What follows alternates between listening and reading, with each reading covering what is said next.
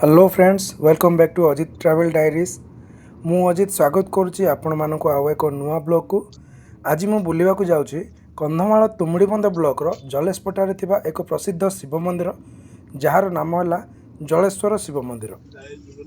यही वीडियो रे मु आपण मानक देखा चेष्टा करी ए मंदिर रो सौंदर्य केमती अच्छी आपण माने एही मंदिर रे पहुँचे केमिति। एबे आमे पहुँच सारचु जलेश्वर शिव मंदिर रे गाड़ी आमर ये पार्किंग अच्छी पार्किंग कर देचु सेपटे गोटे कल्याणी मंडप अच्छे और रास्ता काम चलती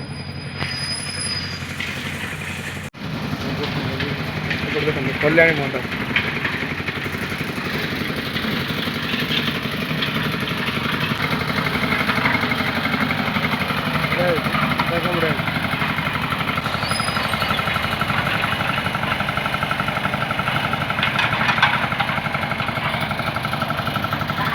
यहाँ जो वर्षा दिन में भीतर को लोक मैंने जापारती जेहेतु जलेश्वर मंदिर नदी मझे अच्छी तो ये पूजा पाठ हुए आम तौक भी जीवु तौक जाकि देखू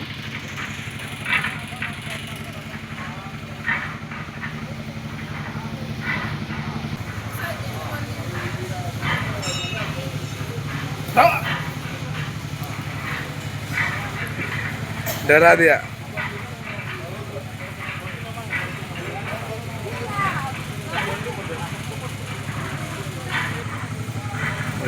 किसी फैमिली भोजी कर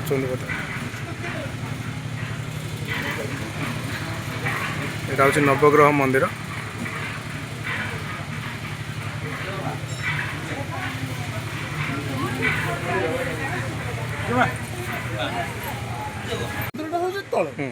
वर्षा दिन से जाई होनी ना तो से ऊपर भी आ गए मंदिर होती वर्षा दिन ऊपर पूजा हो शीत दिन खरा दिन तल पूजा हो। अरे रुटी फुटी नहीं आसले आम रुटी माछ मान देते माछ बाहर था यहाँ हूँ मंदिर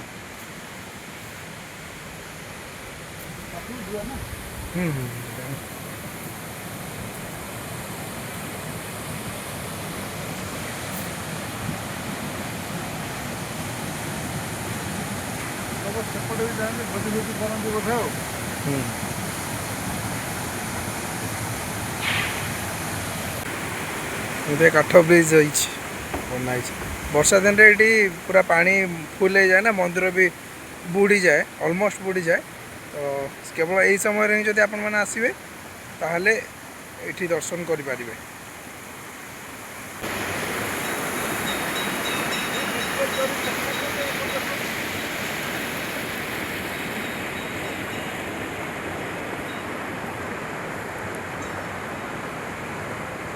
भोजी करने बहुत बढ़िया प्लेस है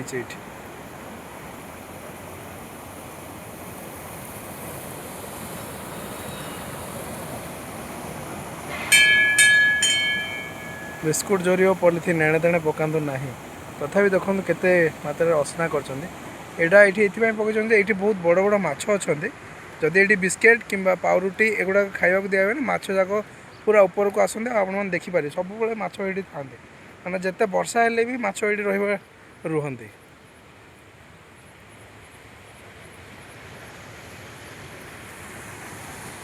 यहाँ हूँ मुख्य मंदिर तो बोधे पूजा सरीगला ये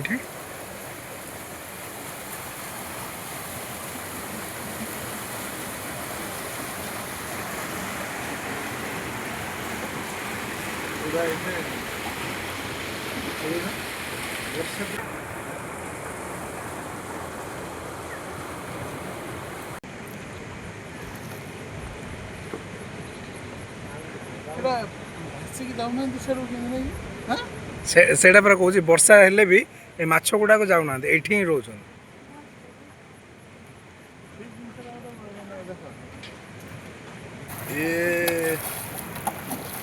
देखो केते बड़ बड़ माछ अच्छा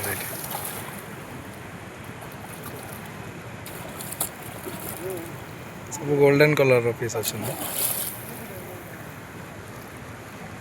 देखिए केते माछ केते बड़ बड़ माछ होई देखो बाप रे ये ଯଦି ପାଣି ଆଉ ଟିକେ ସଫା ଥାନ୍ତା ପୁରା ଜଣା ପଡ଼ନ୍ତା।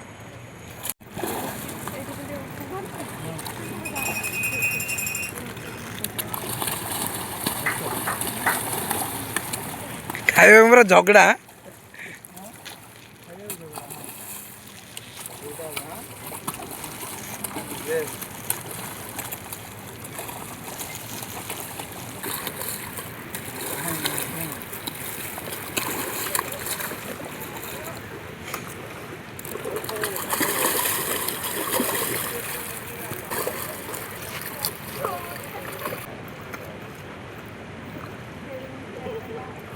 ବାପରେ କେତେ ମାଛ ଅଛନ୍ତି ଏଇ ଛୋଟିଆ ଜାଗାରେ ନା।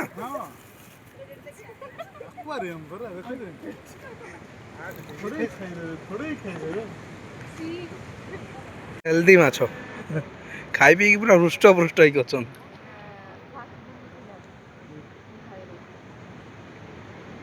ଗୋଟେ ପ୍ରଜାତିର ଗାଡି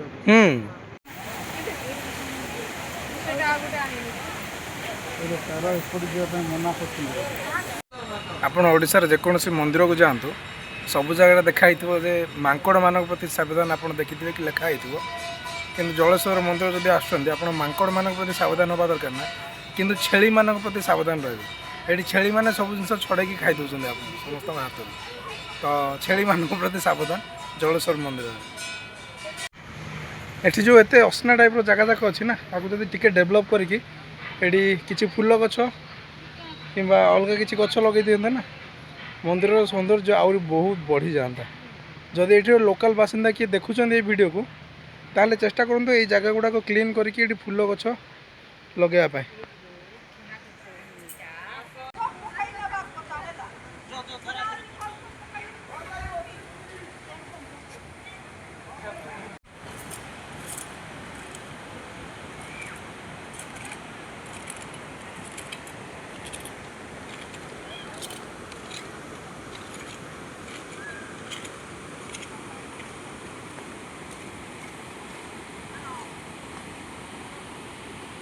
ଦେବାଶିଷ ବାବୁ, ଫାର୍ଷ୍ଟ ଟାଇମ୍ ଆପଣ ଆସୁଛନ୍ତି ଏପଟକୁ?